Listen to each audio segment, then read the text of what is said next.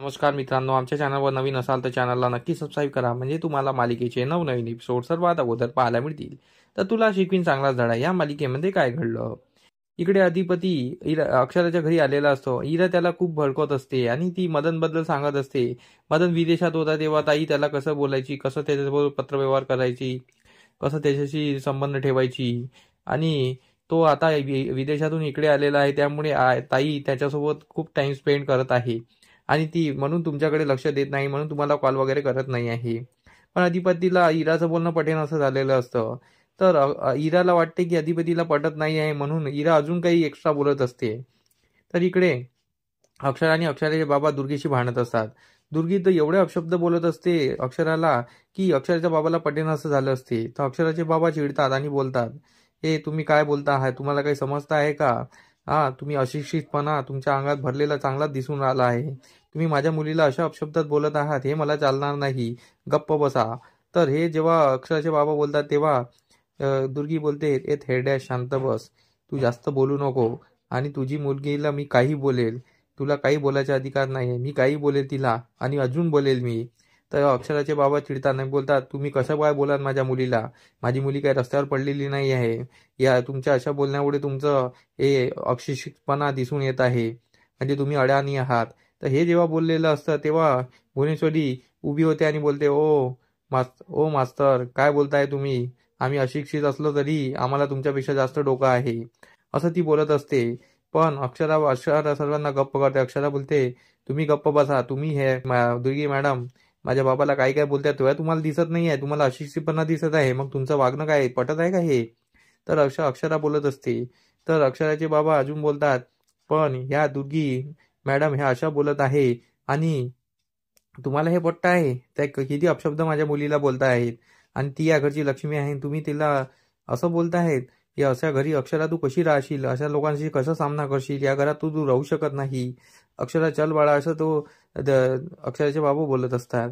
तर दुर्गी बोलते, घेऊन जाणार तर तिला, आम्ही कोण थांबवलेलं आहे? ती आम्हाला तिथे आम्हाला गरज नाही. आणि अधिपती खूप खुश आहे, अधिपतीची मैत्रीण आलेली आहे आणि अधिपती त्यांच्याशी फिरायला रंकाळ्यावर गेले होते आणि ते काल सुद्धा घरी सुद्धा घेऊन आले होते, असं ती बोलत असते. पण अक्षराला ते पटत नसतं. अक्षरा बोलते, नाही, मी अधिपतीशी भेटल्याशिवाय जाणार नाही. आणि ती दुर्गी अक्षराला खूप अपशब्द बोलत असते.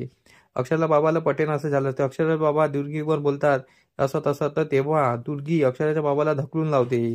तर अक्षराचे बाबा खाली पडतात. तर अक्षरा त्यांना सावरून घेते आणि अक्षरा बोलते, तुम्ही असे वागणार मला माहिती नव्हतं आणि तुम्ही अशा क्वालिटीचे वागणार हे तर मला अजून माहीत नव्हतं. पण मी आता बाबा, मी तुमच्या बाजूने आहे. मी यांना शिकवते, तुम्ही एका ठिकाणी बसा, मी यांना सांभाळते. तर अक्षराचे बाबा बोलते, नाही नाही बाळा, तू चल इथून, कारण की हे लोक असे आहे, राक्षस आहे, जनावरापेक्षाही बेकार आहे, यांच्यापेक्षा जनावर परवडले. तेव्हा असं बोलतात तेव्हा दुर्गी बोलते, आम्ही जनावर का? तर मग घेऊन जा आपल्या मुलीला, इथे कशाला ठेवतो? असं ती खूप अपशब्द आणि अपमानाने बोलत असते. दुर्गीचाही अपमानस्पद पाहून इकडे भुवनेश्वरी मजे घेत असते. भुवनेश्वरी एका ठिकाणी मजे तिला तिला दुर्गीला काही अडवायची इच्छा नसते, म्हणजे तिच्या मनासारखं होत असतं. इकडे इरा अधिपतीला भडकवणं सुरू असतं. अधिपती काही भडकत नाही. अधिपतीला इरा अक्षरा आणि मदनचे लेटर्स दाखवते. मदनने अक्षराला लेटर्स पाठवले आहे. अधिपती ते लेटर्स वाचतात. अधिपती त्याच्यात वाचतो की मदन बोलतो की अक्षरा, तू इकडे ये, सेटल हो आणि इकडे तुला चांगली जॉब मिळेल, आपण चांगला संसार थाटू, असं तसं तो बोलत असतो. तर अधिपती त्यावर बोलतो, हे त्या मदनला वाटत असते, पण अक्षरा मॅडमला नाही वाटत, मास्तरीबाईला नाही वाटत. कारण मास्तरीबाईला जर असं वाटलं असतं तर मास्तरीबाई कधीच्या अमेरिकेला वगैरे विदेशात चालल्या गेल्या असत्या. पण त्या गेल्या का? नाही, म्हणजे त्यांना ते वाटत नाही.